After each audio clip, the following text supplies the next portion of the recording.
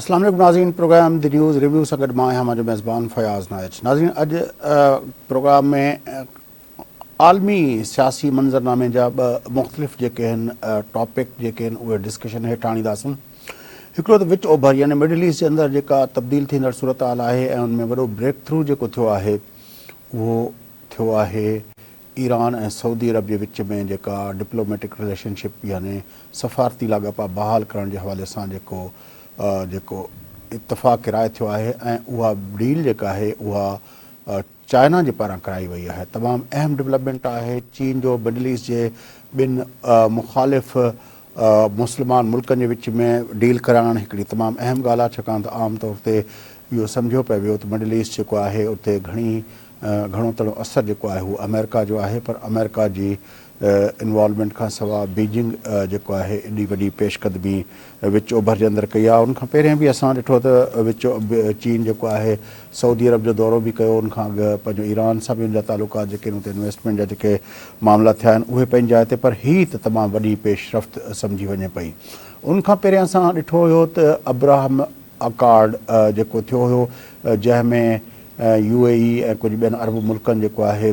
पंहिंजो इज़राइल सां जेका डेवलपमेंट कई हुई ऐं लाॻापा रखण जे हवाले सां जेका डेवलपमेंट थी हुई, उन हवाले सां ख़ुदि सऊदी अरब जे पारां बि इहे ख़बरूं आलमी मीडिया में आयूं आहिनि त हिकिड़ो मैसेज वियो आहे अमरीका खे ऐं उन में जेको आहे बुनियादी जेको नुक़्तो आहे उहो अमरीका खां डिमांड कई वई आहे त ॿिनि शयुनि जी गारंटी कई वञे। हिकिड़ो त पंहिंजो अमरीका खे सऊदी अरब जी सिक्योरिटी जी गारंटी कई वञे। ॿियो उन सां अलावा अमरीका सऊदी अरब खे सिविल न्यूक्लियर फैसिलिटी प्रोवाइड करे। इहे डिमांड्स आहिनि सऊदी अरब जा ऐं सऊदी अरब जे बकौल आलमी मीडिया जे त जेकॾहिं सऊदी अरब चए थो जेकॾहिं इहे ॿ ज़रूरतूं पूरियूं कयूं वयूं त हू अब्राहमिक अकॉर्ड जेको आहे यानी इसराइल सां तालुकात जी बहाली वारो अरबनि जो जेको अकॉर्ड आहे मुस्लमान जो, उनमें हू शामिलु थींदो। इहे ॻाल्हियूं पंहिंजी जाइ ते ॿिए तरफ़ आलमी मंज़रनामे ते डेवलपमेंट जेका थी आहे उहा आहे शी जिनपिंग जो क्रेमलिन जो जेको आहे यानी रूस जो जेको दौरो आहे उते हुन सदर प्यूटन सां मुलाक़ात कई आहे। ॿिन्ही जी मुलाक़ात खे तोड़े जो चीन जो चवणु इहो आहे त हू हिकिड़े आलमी ताक़त जी हैसियत में यूक्रेन वार जे अंदरि खे अमन में तब्दील करण जे लाइ हू प्यूटन सां ॻाल्हाईंदो, पर वेस्ट ऐं अमरीका जे पारां चयो पियो वञे त इहा जेका आहे डिप्लोमेटिक कवर ॾिनो पियो वञे हिन खे पंहिंजो प्यूटन जी जेका कार्रवाई आहे, छाकाणि त प्यूटन जे ख़िलाफ़ हिकिड़ा वॉर क्रिमिनल्स जा जेके आहिनि पंहिंजो वारंट बि आलमी अदालतुनि मां जारी थी चुका आहिनि। अहिड़ी सूरत हाल में शी जिनपिंग जो दौरो जेको आहे उहो यकीनी तौर ते हिकिड़े एॾे वॾे मुल्क जो उते पहुचण ऐं प्यूटन सां उन जे सदर सतह जो माण्हू वञी उन सां मुलाक़ातूं करे थो, मतिलबु त हिकिड़ी रिकग्निशन आहे त उनखे जेको दुनिया वेस्टर्न वर्ल्ड जेको आहे प्यूटन खे ॾोहारी करण जी जेका कोशिशि करे पई, हीअ ॼण चओ त उनखां बिल्कुलु हिकिड़ो उनखे बेल आउट करण जो हिकिड़ो क़दम आहे। उनजे काउंटर में जापान जो जेको आहे पारां फूमियो किशिडा जेको आहे उहो केव पहुतो आहे, यानी उहो वरी यूक्रेन पहुतो आहे ऐं उनजो ज़ाहिर मक़सदु जेको आहे उहो वरी हिकिड़ो काउंटर बैलेंस आहे त जेका ॿी दुनिया आहे उहा बि हुते पंहिंजो मदाख़लत करे पई त हुन वार में जेको वेस्टर्न वर्ल्ड जो जेको अलाई आहे पंहिंजो जापान उन्ही जो जेको आहे प्रेसिडेंट उते पहुतल आहे। इहे सभु जेके डेवलपमेंट्स आहिनि इन्हनि ॿिन्ही ख़ितनि जे हवाले सां जेके डेवलपमेंट्स थियनि थियूं उन ते गुफ़्तगू कंदासूं। असांखे मुल्क जे सीनियर सहाफ़ी नामेर तर्जुमेगार जनाब शाहीन कुरैशी साहब जॉइन कयो आहे और चओ त हुन सां गुफ़्तगू कयूं। शाहीन कुरैशी साहब अस्सलाम वालेकुम। अस्सलाम वालेकुम जी फयाज़ नाइक साहब। शाहीन कुरैशी साहब, शुरू करते हैं मिडल ईस्ट से। डेवलपमेंट पहले से हमें नज़र आई, काफ़ी तेज़ी से डेवलपमेंट्स हो रही हैं वहाँ पे। चीन का ईरान के साथ ताल्लुकात और फिर सऊदी अरब का शी जिनपिंग का दौरा और उसी अरसे के दौरान जो है वो अपना ये जो डेवलपमेंट हुई कि अब्राहमिक अकॉर्ड जो हुआ जिसमें UAE और दूसरे अरब मुल्क जो हैं उन लोगों ने ताल्लुकात बना लिए अपना इज़राइल के साथ। ये सारी डेवलपमेंट्स फिर अचानक हमने देखा कि बीजिंग की अपना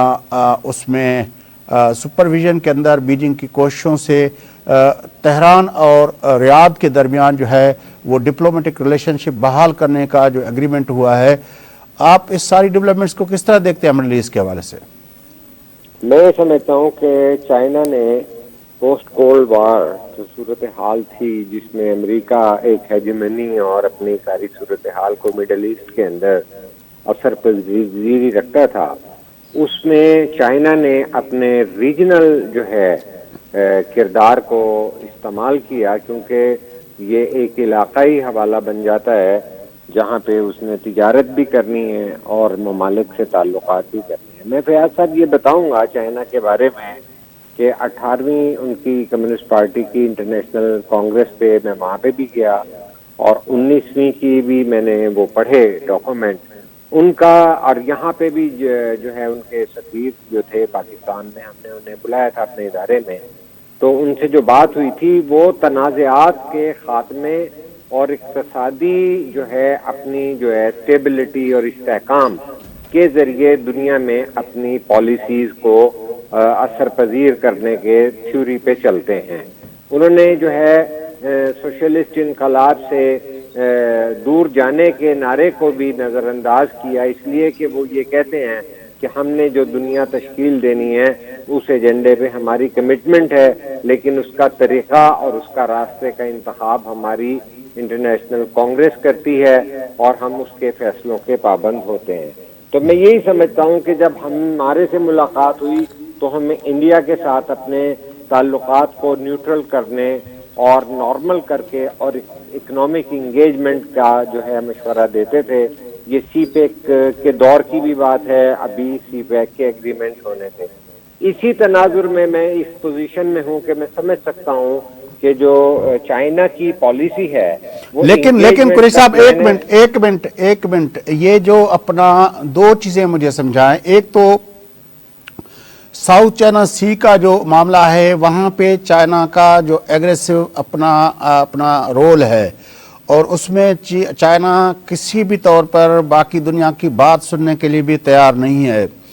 اور دوسرا جو ہے وہ جو اسٹرنگ آف پرلز کی ڈاکٹرائن جس کو ساری دنیا ڈسکس کرتی ہے کہ چین نے اس سارے پروسیس کے اندر جو اس کی اپنا جو بیلٹ اینڈ روڈ انیشیٹو کا ایک جو حصہ ہے وہ اپنا ان پورٹس پہ اپنا مبنی ہے جس کو اسٹرنگ آف پرلز کہا جاتا ہے، کہ وہ اسٹریٹجیکلی اپنا میری ٹائم پریزنس جو ہے وہ ساری دنیا کے اہم لوکیشنز پہ رکھنا چاہتا ہے۔ وہ گریس سے لے کر جبوتی سے لے کر گوادر سے لے کر ہمبن ٹوٹا سے لے کر اپنا چلی جاتی ہیں، شنگھائی تک چلی جاتی ہیں۔ تو یہ جو دنیا اس کو اس طرح دیکھتی ہے کہ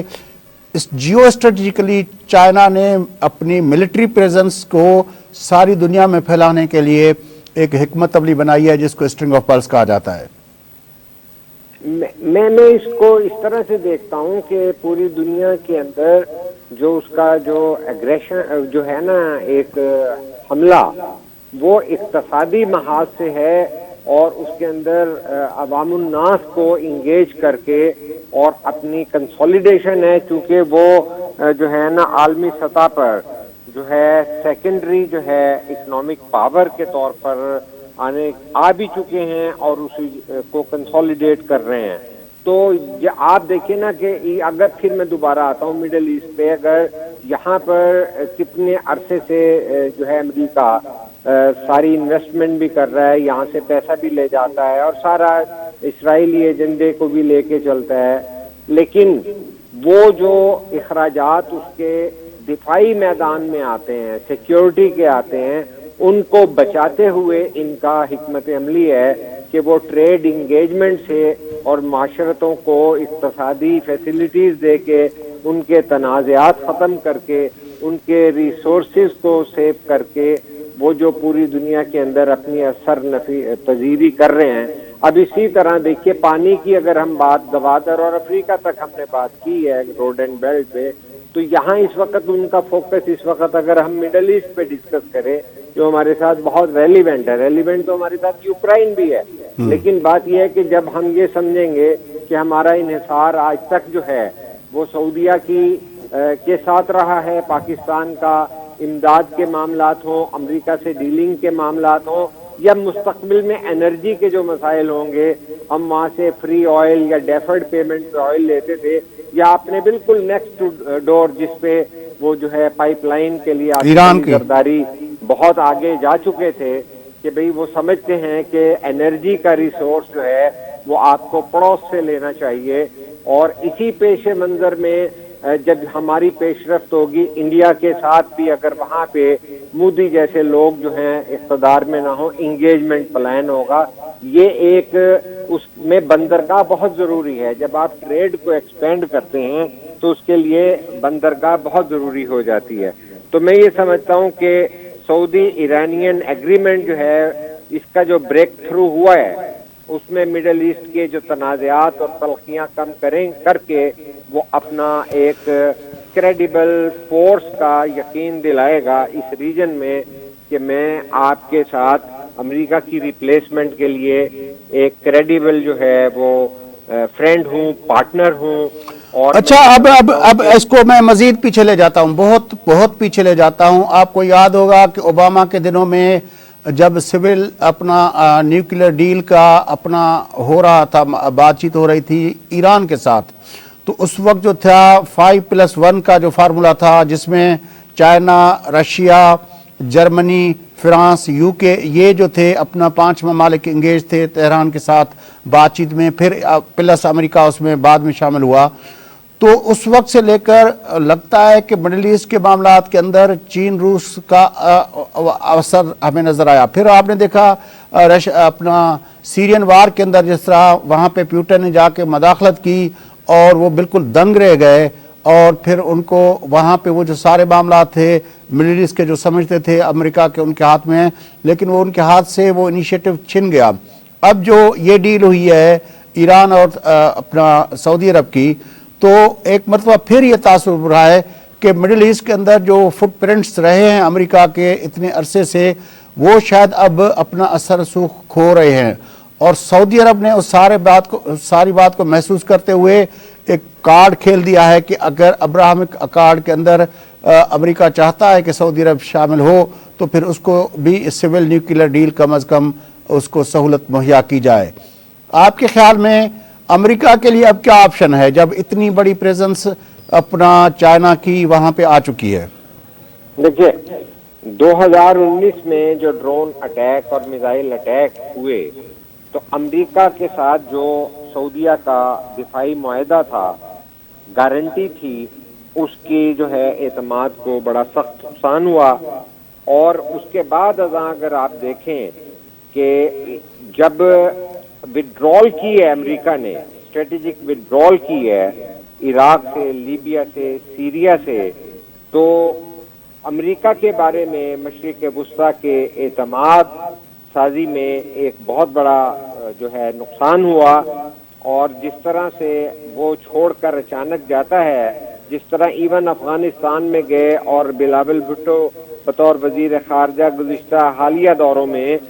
یہ کہتے رہے ہیں کہ امریکنوں کے سامنے، یورپین کے سامنے اصرار کے ساتھ یہ کہتے رہے کہ آپ نے جو اسٹریٹجک وڈرال کیا ہے all of a sudden Afghanistan سے، اور جس کے نتیجے میں وہاں طالبان کی حکومت آئی ہے انٹرم، اور وہ انٹرم حکومت جو ہے انسانی حقوق کی پامالی بھی کر رہی ہے، لیکن ہمارے لیے بربادی کا سامان بھی ہے کہ وہ وہاں پر آپ نے ان کو بھی مڈل ایسٹ پہ آتے ہیں. قریشی صاحب، ٹائم بہت کم ہے کیونکہ ہم نے اپنا چائنا اور شی جن پنگ پیوٹن کی ملاقات پہ بات کرنی ہے. ہاں، ادھر پیوٹن کی ملاقات. تو میں یہ کہنا چاہتا ہوں کہ جو اعتماد جو تھا مڈل ایسٹ کے ممالک کا ان پہ کم ہوا ہے، اور اس میں انہوں نے اس طرح سے انگیج کیا ہے کہ یمن کے اندر جو ہے ایران کی مداخلت، حزب اللہ کو جو ہے ان کی حمایت سے ہاتھ روکنا، حماس سے ہاتھ روکنا، بشار الاسد سے ڈسٹنٹ کرنا، یہ کنسیڈریشن کے اوپر ایران کو کنونس کیا ہے. اور انہیں یہ گارنٹی دی ہے کہ بھئی ہم انگیج کریں گے سعودی عرب کو کہ اسرائیل اور امریکہ کے جہاز جو ہیں وہ مڈل ایسٹ یا ایران سے بالخصوص اوپر سے کراس نہ ہوں. تو اس طرح کے معاملات جا رہے ہیں. میں ایک بڑی سگنیفیکنٹ مختصر سی معلومات ضرور شیئر کروں گا. جی سر. کہ جو ان کا خاصہ ہے چائنیز کا، کہ اگر اس میں آپ غور کریں کہ 2019 میں اگر مڈل ایسٹ کے ساتھ چائنا کا ٹریڈ والیوم جو ہے اگر 2019 میں 180 بلین تھا تو 2021 میں وہ 259 جو ہے بلین ڈالر ہو چکا ہے، جبکہ مڈل ایسٹ کے اندر امریکہ کی تجارت جو 2019 میں 100 بلین ڈالر تھی، وہ کم ہو کے 2021 میں 82 بلین رہ گئی تھی۔ تو جب آپ دیکھتے ہیں کہ چائنا کا مڈل ایسٹ کے اندر جو ہے اثر پذیری ایجپٹ، ایران، اردن، کویت، سعودیہ متحدہ عرب امارات میں ان کا ٹریڈ بڑھانا اور کانفیڈنس بلڈنگ کرنا، یہ ہمارے لیے بھی اور ایشیا کے ان ممالک کے لیے بہت یوزفل ہوگا۔ اور میں یہ سمجھتا ہوں قریشی صاحب ایک وقفہ لیتے ہیں، وقفے کے بعد ہم چاہیں گے کہ ہم بات کریں پیوٹن اپنا شی جن پنگ کی ملاقات کے حوالے سے اور یوکرائن وار کے حوالے سے، اور اس حوالے سے خاص طور پر جب پیوٹن پہ ایک وار کرمنل کے وارنٹ جاری ہو چکے ہیں، اس وقت شی جن پنگ کا دورہ عالمی سفارتی حوالے سے کتنا اہم ہے اور اس کے کانسیکوینسز کیا ہیں، دنیا اس کو کس طرح دیکھ رہی ہے، چائنا کیا چاہتا ہے، اس پہ بات چیت کریں گے ایک وقفے کے بعد۔ ناظرین، گفتگو جو سلسلہ جاری ہے وٹھو تا وقفہ واپس پروگرام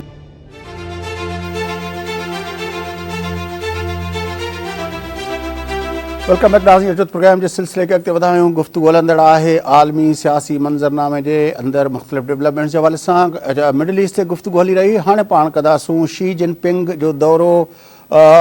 پنجو رشیا جو اتنے کرملن میں پیوٹن سے ملاقات ایک اڑے وقت میں جدیں پیوٹن تے انٹرنیشنل کورٹ پارا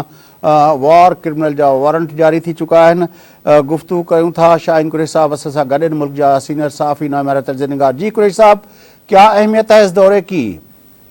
دیکھیں، جو یوکرائن کی جنگ جو ہوئی ہے اس نے پوری دنیا کو ہلا کر اقتصادی طور پہ رکھ دیا، اور جو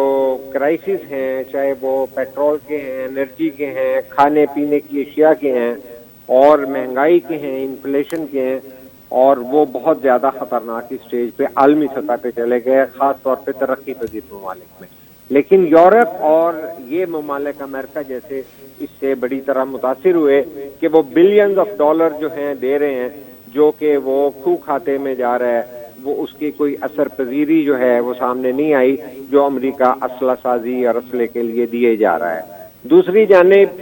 لڑائی چونکہ ہمیشہ تباہی کا ضامن ہوتی ہے، اور وہاں پہ بھی یہی صورتحال ہے کہ خود روس کے لیے یا یوکرائن کے لیے ایک ایسا ابلتا ہوا پھوڑا بن چکا ہوا ہے کہ جس کا سولوشن جو ہے پولیٹیکل دینا پڑے گا۔ تو اس کے اندر بھی جس طرح یہاں پہ فیس سیونگ کی بات تھی کہ سعودی عرب کو یمن کے اندر فیس سیونگ چاہیے، وہاں پہ بھی جو ہے یوکرائن کے اندر یہ صورتحال ہے کہ اس کا پولیٹیکل سیٹلمنٹ کس طرح اس کو آپٹکس بنائے جائیں کہ بجائے سر آپٹکس کا مطلب کیا ہے؟ سیدھی سی بات ہے جو دنیا اس کو دیکھ رہی ہے، ایک لٹرل ایگریشن دیکھ رہی ہے کہ پیوٹن صاحب نے جا کے یوکرین پہ حملہ کیا ہے۔ اب اگر وہ جو دعوے کر رہے ہیں کہ وہاں تک جو ایریا ہے ان کے حوالے ہو جائے،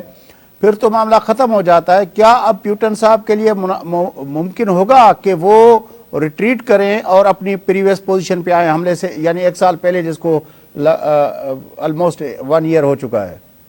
جی، اب اس کے اندر یہ صورتحال ہے کہ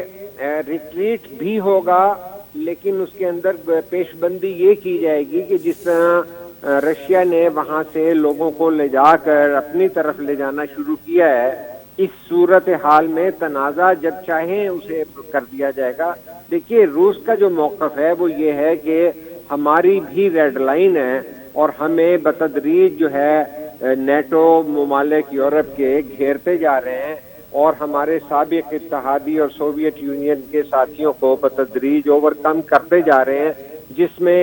پیوٹن حکومت جو ہے اپنے آپ کو اور رشین مفادات کو تھریٹنڈ فیل کرتی ہے کہ بتدریج ان کی جانب پیش قدمی ہو رہی ہے جو انہوں نے ریڈ لائن۔ سر دنیا فری ورلڈ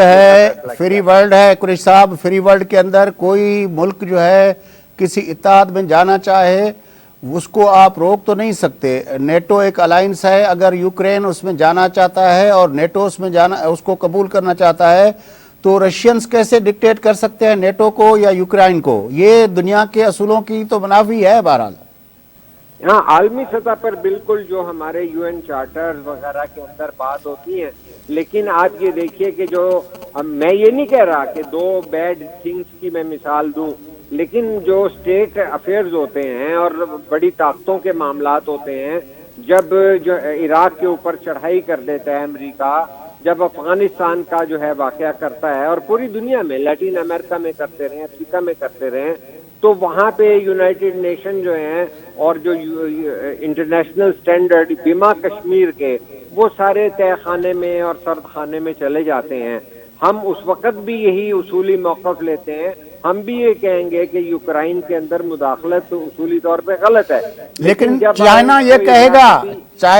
کہے گا، چائنا اس کو پرسو کرے گا کہ پیوٹن نے جو کچھ کیا ہے وہ غلط ہے تو اس کو واپس جانا چاہیے۔ چائنا عالمی سطح پہ جس طرح اس کی صف بندی ہے عالمی سیاست کے اندر،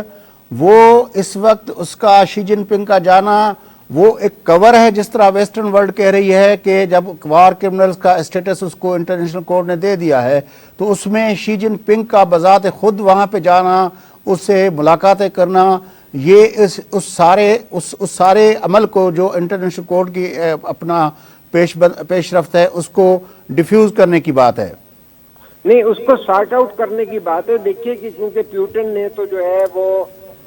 جو ان کے اوپر چارج لگایا گیا ہے اس کو ماننے سے انکار کر دیا ہے، اور ہم نے پوری دنیا میں یہی دیکھا ہے کہ جب کوئی آپ انکار کر دیتے ہیں تو کیا کوئی عالمی جنگ کر کے تو نہیں کر سکتے۔ اقتصادی پابندیاں پہلے بھی پوری دنیا کے اندر پہلے لائی گئی ہیں، لیکن ان کے کوئی خاطر خواہ اور جو ہے۔ اب آخری سوال، آؤٹ کم کیا دیکھ رہے ہیں اس ملاقات کا، شی جن پنگ پیوٹن ملاقات کا آؤٹ کم کیا دیکھ رہے ہیں؟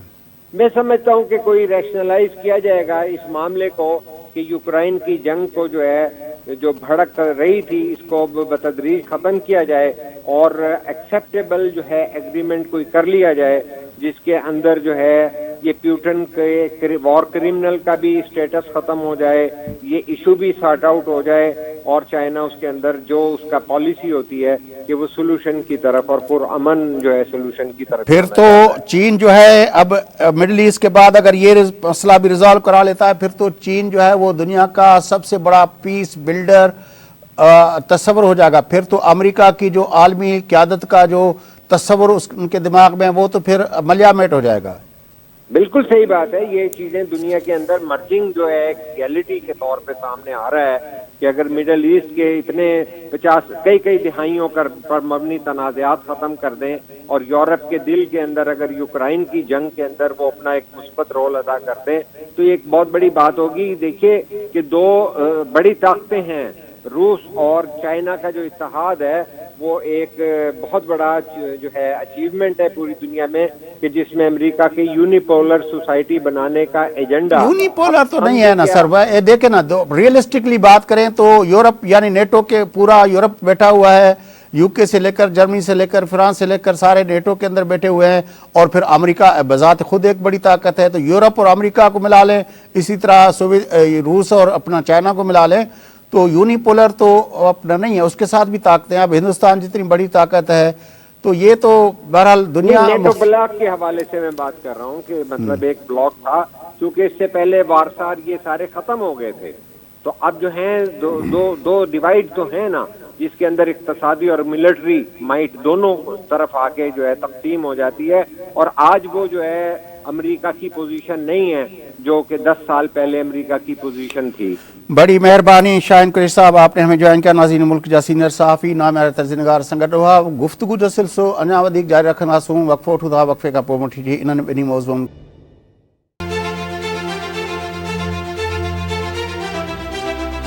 ویلکم بیک ٹو پروگرام کے سلسلے کے اॻिते वधायूं گفتگو हलंदड़ हुई عالمی سیاسی منظرنامے जे مختلف ڈیولپمنٹس जे हवाले सां، ऐं पंहिंजो हिन वक़्तु असांखे जॉइन कयो आहे मुल्क जे मारूफ़ फॉरेन पॉलिसी एनालिस्ट अॻूणे सफ़ारतकार जनाब ज़फ़रुल्लाह शेख साहब, अचो त उन सां गुफ़्तगू कयूं। शेख साहब, शी जिन पिंग जो रूस जो दौरो हिकु अहिड़े वक़्त में जॾहिं रूसी सदर प्यूटन ते इंटरनेशनल कोर्ट पारां वॉर क्रिमिनल जा वारंट ऐं चार्जिस जारी थी चुका आहिनि, तव्हांजे ख़्याल में आलमी सफ़ारती आदाबनि जे नुक़्ते नज़र खां इन दौरे खे कीअं ॾिठो वञे? बिस्मिल्लाहिर्रहमानिर्रहीम। अलाए जॾहिं खां विफोट दुनिया में जॾहिं बि के मेजर इवेंट्स थींदा आहिनि त हालतूं तब्दील थींदियूं आहिनि, मुल्कनि जूं ॻाल्हियूं थींदियूं आहिनि, पाण में जोड़ जक थींदी आहे, के दूर थी वेंदा आहिनि, के क़रीब ईंदा आहिनि। पर असां हाणे रिसेंटली ॾिसो त मिडल ईस्ट में सॼी बाहि भरी पई, यकी थी उन ते वरी बाद में ॻाल्हाईंदासीं। ईरान ऐं पंहिंजो जेको आहे जी जी इन जी सऊदी जी दोस्ती थी, उन ते वरी बाद में डिटेल में उन ते लाइट जी जी विझंदुसि। पर वरी यूक्रेन वॉर हिकिड़ी जेकी आहे जंग, हूअं त जेकी आहे पंहिंजो जंहिंखे चवंदा आहियूं असां साइबर क़िस्म जो वॉर्स आहिनि, जेके हिडन इंटरनेशनल एजेंसीज़ जीअं आईसिल आहे, आईसिस आहे, CIA आहे, KGB आहे, रॉ आहे, असांजी जेके आहिनि उहे सभु विढ़ंदियूं आहिनि पंहिंजे हिसाब सां। पर हीअ यूक्रेन में बिल्कुलु डायरेक्ट जंग शुरू थी वई आहे, कन्वेंशनल वॉर जे बाक़ाइदे चइबी आहे। उन में उहो हिन में डिटेल में कोन था वञूं। इहो बि नेटो जे करे उन्हनि चयो त असां मेंबर ठाहींदासीं, उतां जंग छिड़ी। हाणे उहा वधंदी हले पई, नॉन एंडिंग वॉर थी वई आहे। हाणे इन सॼे खिते में जॾहिं चेंजिस ईंदियूं आहिनि त इहे मुल्क पाण में उथंदा वेहंदा आहिनि, नए सिरे सां कॾहिं ॿधी थींदी आहे, किथे किटी थींदी आहे। जेको तव्हां ज़िक्र कयो आहे त ICJ में इंटरनेशनल कोर्ट ऑफ जस्टिस, इहो हिस्ट्री में सॼे दुनिया जी हिस्ट्री में पहिरियों दफ़ो जेको कोई परमानेंट मेंबर हुजे सिक्योरिटी काउंसिल जो, उन जे ख़िलाफ़ को वारंट इशू थियो हुजे, क्रिमिनल जेके चार्जिस उन जे मथां हुआ हुजनि। ॾाढो रेयर आहे इहो। हाणे इहो जेको सॼो वारंट इशू थिए थो, नेचुरली इन में वेस्टेड इंट्रस्ट आहे, ऐं नेचुरली सभिनी खे ख़बर आहे कि अमेरिकन सां हुनजा एलाइस वग़ैरह जेके आहिनि, या कोर्ट में जेके हुननि जो सिलसिलो आहे, उन्हनि जे ई सॼे इंस्टीट्यूशन सां ऐं संशय सां थियो आहे त हुनजे मथां वारंट सां इशू कयो। त हुन में ॿार जेके आहिनि इलाही विया आहिनि, ऐं जेके हुननि जा ॿार सॼा रशिया में वेठा आहिनि उहे खणी विया आहिनि, यूक्रेन जा वरी ॿिया जेके सिलसिला थिया आहिनि। हाणे उहे चार्जिस जेके आहिनि उहे प्रूव थियनि या न थियनि, पर हक़ीक़त में issuance of this warrant against a leader of a permanent member of a Security Council is actually unthinkable, basically. Rare than unthinkable. अच्छा जो कॾहिं पहिरीं थियो न आहे। ॿियो जेको आहे इहो सिलसिलो जेको आहे, जेकी ॿी सर्दबार हले पई चाइना ऐं अमेरिका जे विच में, काफ़ी वक़्त खां हली रही आहे। उन में पर उन तनाज़ुर में शी जिनपिंग जो दौरो छा उन्हनि वारंट जी अहमियत घटाइण जो तासुर ॾींदो? छाकाणि त ज़ाहिर आहे चीन, मां इन ॻाल्हि ते अचां थो, मां इन करे इहो थोरो बैकग्राउंड ॾिनो त जेके ॿुधण वारा आहिनि उनखे ख़बर त पए न, सभु एक्सपर्ट्स आहिनि न था। जी सर, थोरो टाइम ॾियो त मां हुनखे इन करे जेकी शइ ॿुधाई त हाणे हे शीपिंग जो जेको दौरो थियो छो थियो आहे, त हाणे हिन जोड़ जक में शीपिंग जो दौरो जेको आहे इहो पहिरियों जेको आहे चाइनीज़, पहिरियों चाइना ऐं रशिया त पाण में ॻाल्हाईंदा बि कोन हुया, कॾहिं ईरान ऐं सऊदी अरेबिया जा चेड़ा हूंदा हुआ पाण में। हाणे इहे नयूं जेके एफर्ट्स थियूं आहिनि, त मां जेकी हाणे ॻाल्हि थो कयां त अमेरिका ऐं चीन जे छिकताण जे करे ही नई सिचुएशन सॼी वरी चेंज थी वई आहे हाणे। ऐं उन खां पोइ चेंज ईअं थी आहे त नेचुरली हर जेके कंट्री जेको आहे दुनिया नंढी थी वई आहे। उन सॼे जोड़ जुक में जॾहिं अमेरिकन प्रेशर कयो आहे जाॾे काॾे सॼे दुनिया में, चाइने जे मथां तमामु घणो प्रेशर आहे हद खां वधीक, त चाइनीज़ चयो त बाबा ठीकु आहे असां कयूं था। हाणे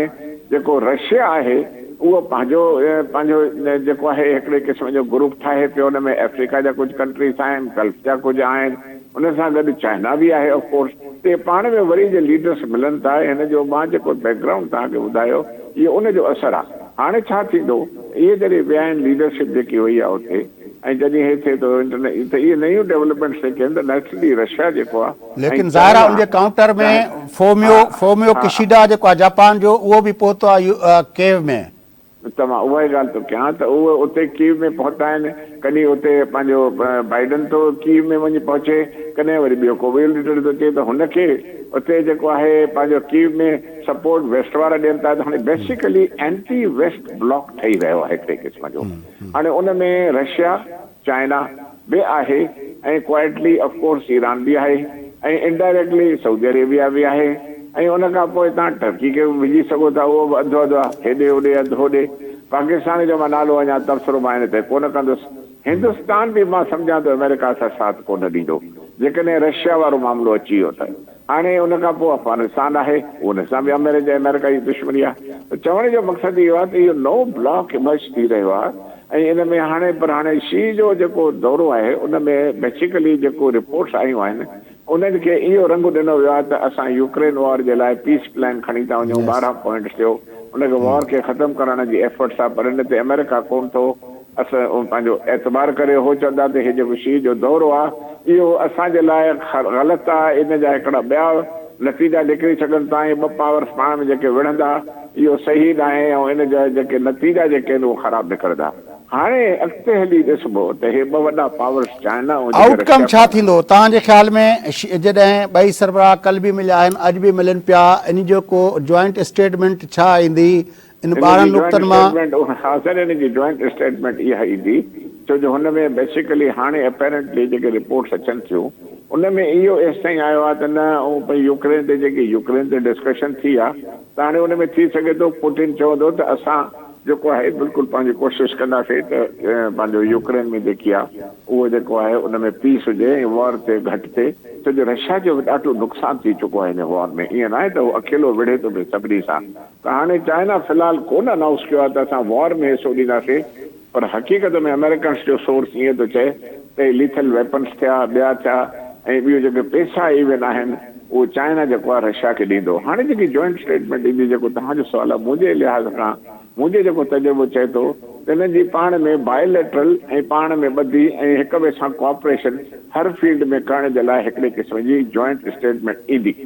नॉट इंक्लूडिंग यूक्रेन ते ख़ामोश हूंदो जॉइंट स्टेटमेंट छाकाणि त शी जिनपिंग जे दौरे जे लाइ चयो बि 12 नुक़्तो पीस प्लान जो आहे। हा, 12 पॉइंट जो पीस प्लान जेको आहे यूक्रेन ते स्टेटमेंट में ज़रूरु पैराग्राफ ईंदो। उन में ईअं थींदो त efforts will be made to make peace in Ukraine, ईअं एतिरो ईंदो। बाक़ी कमिटमेंट काई कान थींदी। नेचुरली रशिया चवंदो त नेटो ॿुधाए त बाबा हो यूक्रेन में एश्योरेंस ॾे न ईंदो, उहो कॾहिं बि न थींदो। इन करे क्लियर कट कोन ईंदी, डिप्लोमेटिक स्टेटमेंट ईंदी, पर यूक्रेन जो पैराग्राफ ज़रूरु विझंदा।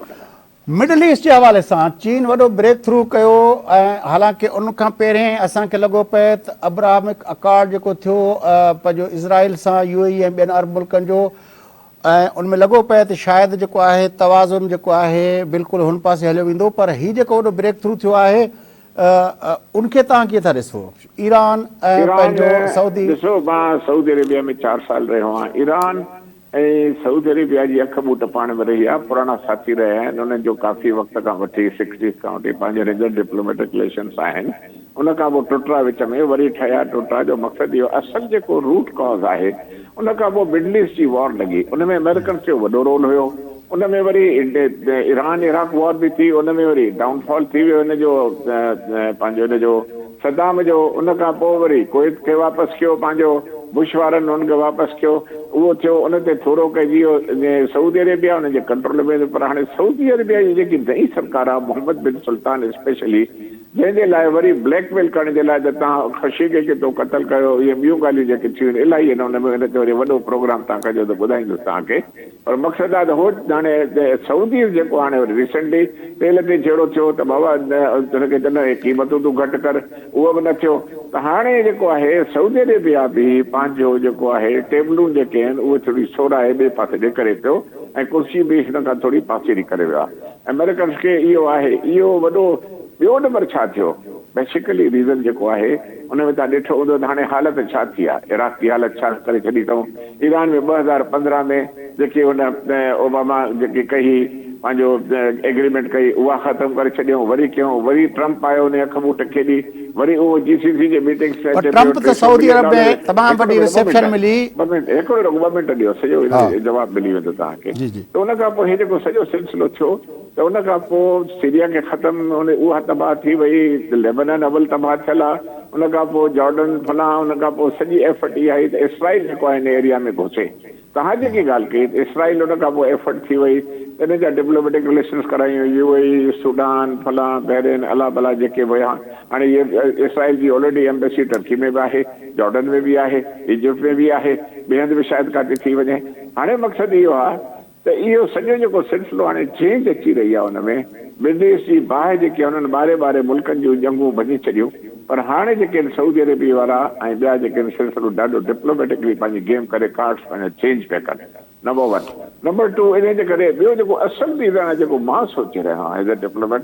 असुलु आहे शिया सुन्नी जो चकर। मां सऊदी अरेबिया में रहियो आहियां त शिया जेको आहे उन्हनि जी कॉन्फ्लिक्ट सुन्नियुनि सां रही आहे। बेसिकली वहाबी कंट्री आहे। ईस्टर्न रीजन में हसल बातन में हेॾे होॾे उते शिया रहनि पिया काफ़ी। होॾां वरी यमन में जेको आहे हुसी ट्राइब्स ऐं ॿिया जेके उन्हनि में शिया विया आहिनि उते सुन्नी विया आहिनि मां डिटेल में हिन में कोन वेंदुसि पर उन्हनि वरी रॉकेट वग़ैरह बसाइण शुरू कया आहिनि सऊदी टेरिटरी में उनजे रिफाइनरी ते बि थियो हूंदो तव्हांखे नुक़सानु थियो त सऊदियुनि में इहो ई सोचियो त हीउ जेको आहे सॼो सिलसिलो हले थो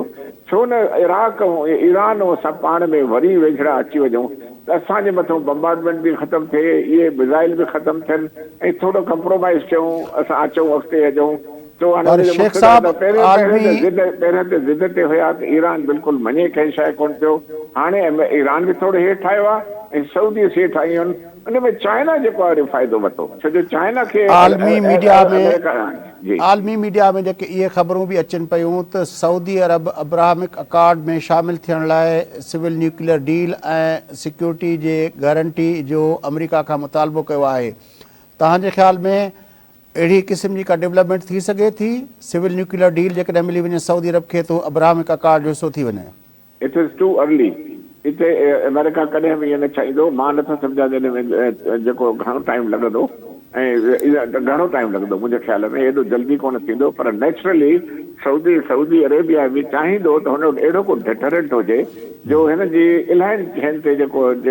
हिकिड़ो जेकॾहिं तव्हांखे न्यूक्लियर थी थो वञे त ॿियनि हथियारनि वठण जी बि घणी ज़रूरत न पवंदी सॼो ज़बरदस्त डेटरेंट हाणे असां पंहिंजो मिसाल ॾिसूं अॼु जेकॾहिं असां न्यूक्लियर बॉम्ब न हुजे हा न त हे असांखे ॿारे फिटी करे छॾंदा कॾो कॾो टुकड़ा करे छॾंदा हाणे शेख साहब आख़िरी सवाल हे सॼो मिडल ईस्ट जे अंदरि डेवलपमेंट पई थिए चीन वियो आहे पंहिंजो चीन ईरान तालुकात चीन सऊदी अरब तालुकात हीउ जेको आहे चीन ऐं पंहिंजो ईरान ऐं सऊदी अरब तालुकात हीउ जेको मुतालबा पिया थियनि अब्राहमिक अकॉर्ड वग़ैरह वग़ैरह फ़लस्तीन जो मसइलो इन सॼे में किथे बीठो आहे फ़लस्तीन जो मथो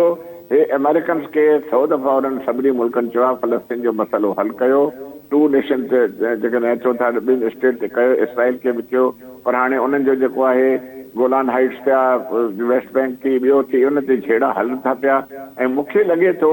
त अमेरिकन्स जेके आहिनि अल्टीमेटली इन प्रेशर में ईंदा त यार इहा फ़लस्तीनी स्टेट खे अलॻि कयो न त इहो बि असांजे लाइ नओं मुश्किल फ्रंट खुलियल आहे इसराइल जे ख़िलाफ़ हेॾां गल्फ बि हथ मां हलियो थो वञे हेॾां चाइना बि स्ट्रॉन्ग थी वियो आहे हेॾां चाइना ऐं रशिया पाण में मिली विया आहिनि हेॾां ईरान ऐं जेको सऊदी अरेबिया मिली विया आहिनि पाकिस्तान अल्टीमेटली अमेरिका जी साइड कोन वठंदो इन करे इहो ब्लॉक जेकॾहिं ठही वियो त असां सभु मरी वेंदासीं इन करे आई थिंक अमेरिका जी आइसोलेशन वधीक थींदी उनजो ग्राफ हेठि ईंदो ऐं उहो मजबूर थींदो वॾी महिरबानी ज़फ़रुल्लाह शेख साहब तव्हां असांखे जॉइन कयो नाज़रीन मुल्क जा मारूफ़ फॉरेन पॉलिसी एनालिस्ट अॻूणा एम्बेसडर ज़फ़रुल्लाह शेख साहब सां गॾु आहे गुफ़्तगू तव्हां ॿुधी इन सां गॾु नाज़रीन प्रोग्राम जो वक़्तु पूरो थिए थो पंहिंजे मेज़बान